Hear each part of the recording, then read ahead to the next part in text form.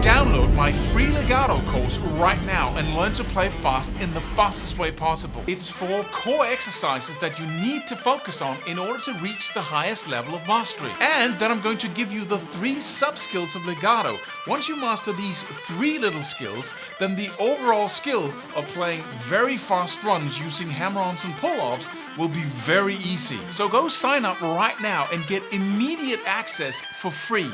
See you in the course.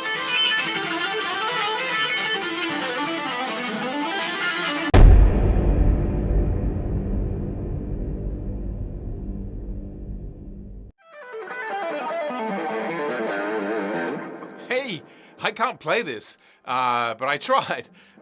This is a thing I derived from Joe Bonamassa's playing, and he's an incredible blues player. But he's also very, his technical skills are just up there, and he really pushed the boundaries for me right now, because from studying him, I just found out that my 2-note per string pentatonic stuff I'm not as good as that as I want to be.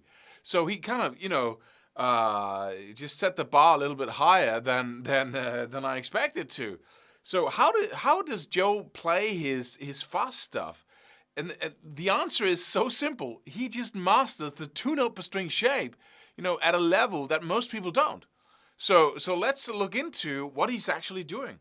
And one of the key things that he's very good at is something just that blows my mind, because it's the worst thing you can possibly think of. When I started playing faster stuff, I was really into the 3-note per string shape, of everything, just trying to play 3 notes on, on each string, because then we don't have as many string shifts, right? And I can play that faster if I diminish those. So. And faster licks with 2-note per string pentatonic shapes were just a challenge. But Joe didn't think that. He just went for it, apparently, because he's up there, right? So let's look at it. Here's a simple thing he does that's really effective, and also just, blows my mind. Why would you stop practicing this? We're in the key of E, so we have our first position E blues scale shape up here. In the 12th fret. Yeah, right? So start up there and then play 6 notes down in this scale. But only the pentatonic notes. Don't, skip the blue note. And then play each note. You play 6 notes down, 3 strings, but on each string, you only pick the first note and then pull off down to the next. So you have 15th fret, pull off down to 12th, 15th fret on the B string as well, and then pull off down to 12th. And you do the same thing from the 14th to the 12th on the G string. Right? Pretty simple, right? What's hard about that? Well, try speeding it up, right? And that's also a thing he does. He stays in the same position, right? And then he skips the B string and just jumps up to the first note again. And that's a very cool exercise that you can just start doing, right? Nobody said this would be easy. So just 6 notes down, right? And then what blows my mind is he just goes for the next position. So he goes, right? That's crazy, because you have to jump position and you have to skip a string at the same time. Come on, right? But let's pretend that this is not hard, because that's apparently what he did, since he just went ahead and practiced this. So that's the first thing, right? When we go to the next position, and that will be in the 12th to 10th on both the E and the B string. Same technique, pick the first note in the 12th, pull off down to 10th, and you do the same thing on the B string, right? And the same thing almost on the G string, where you have the 12th and the 9th fret. And how do you pick this? Well, you can just do upstrokes or downstrokes, right? Because you have that pull off in between, you don't have to do alternate picking. In fact, it's easier to just use upstrokes. Right? So now you have your next exercise. You go back and forth between these 2 positions. Right? So skip a string and, you get to the 9th fret on the G string, you have to jump all the way up to the 15th fret. And please note that he isn't good at this because of some special talent. Please drop that notion. It has nothing to do with it. He just went for it and started practicing this like a maniac, like everybody else who reaches that level of playing, right? So you should do the same. Just cut the stories about, oh, this is too hard for me, little me, little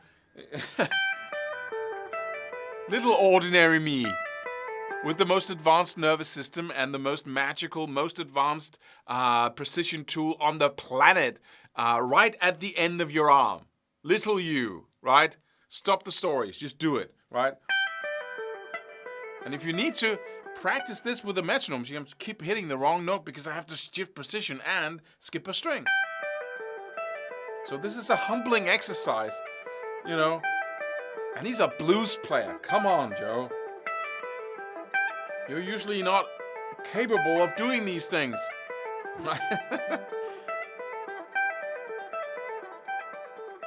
Use your metronome in the beginning and then go da da da da da da. And get the timing right. Then go to your TV set, sit down. TV set? Do we even call those flat screen that? And watch some TV as you just continue doing this over and over again. Get every note right. Don't rush it. Just keep, making this the most comfortable thing in the world to do, skipping a string and a position. And please note that I'm using my first and third finger. You can use the fourth as well. But in blues, when you play the pentatonic scale, sometimes you just want to use the third because it doesn't work with the fourth when you have to go from position to position. And the third finger is stronger than the fourth. But I'm going to show you a little run I created from this idea of just playing sixes. Right? Because it's kind of difficult going back and forth between positions like he does. Right? So let's not skip a string. Let's see if we can avoid that and then do a cool run anyway, right? And we can actually do a cool descending run down the fretboard here by going, right? And we'll learn the shapes as we go along. It's a really good exercise for connecting the pentatonic shapes, right? It's what I played in the beginning there. And I'm trying. I had to speed that up 25 to 50% to reach his level. It's not a competition, Claus. I don't care. It sounds really cool when he's playing it that fast. It totally changes the sound of it, right?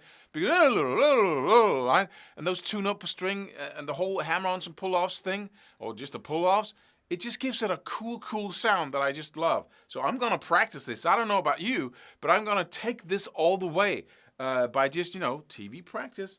The strategy. So let's look into the run here that I created. And I'm not saying that he necessarily does this. It just creates the same sound.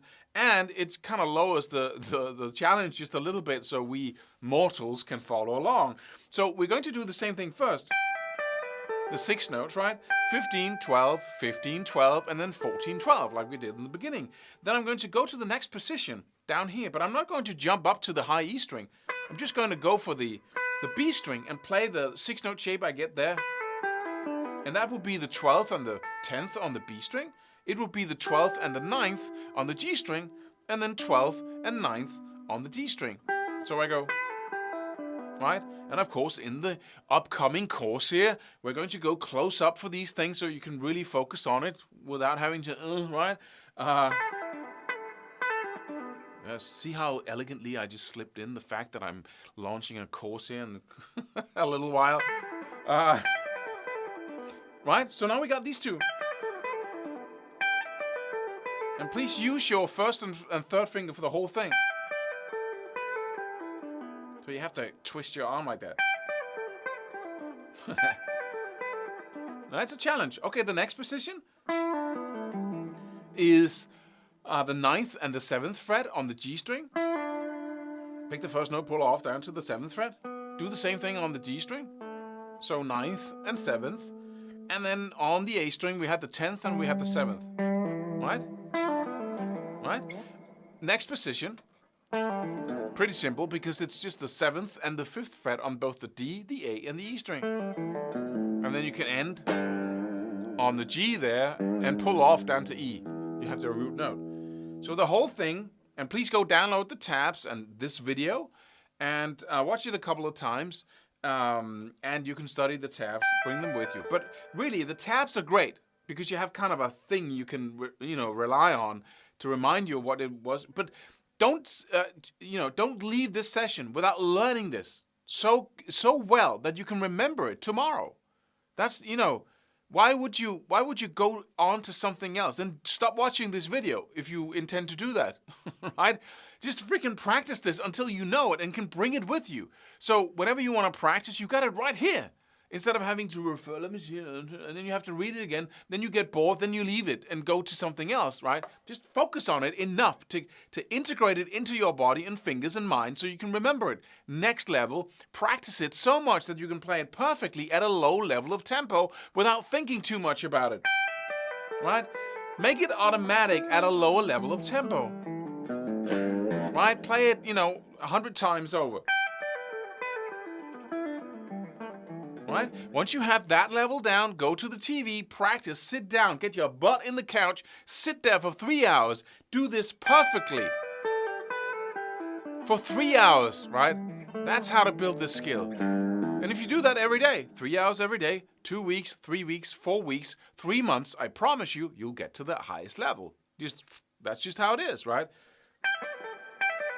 And at the end of each practice session, you can just test to see how fast you've become, right?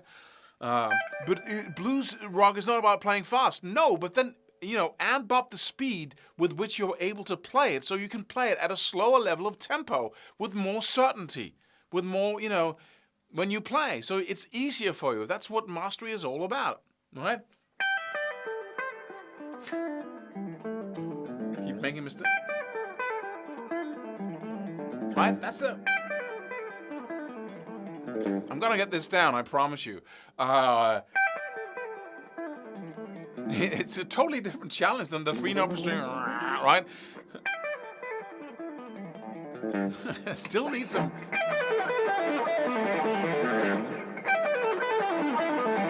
He's got a. So we're gonna work on that, and then I'll see you in the next lesson tomorrow, where we're going to pick into another cool thing he does. And as I said in the middle of this little session here, that I have an upcoming course where we're going to do this a lot. We're going to take a lick and see what can we learn from this? What can we do with this, right? How can we use this in our own playing without necessarily sounding like the guys we're studying? So it's called the Blues Rock Champion because it's all about the blues rock players, the top players there, like Stevie Ray Vaughan, like Joe Bonamassa, like Gary Moore, people like that who's really wham. So we're going to study that style by taking each individual and really taking the best lessons we can and integrate them into our own playing. But for now, go download this video and the tabs and start practicing right now, and make sure you can't forget this little run here, and then just start, following the process with the metronome and the 3 stages we talked about, and then get it down. Everyone can do it, and so can you, little ordinary you. Right? Everyone can do it.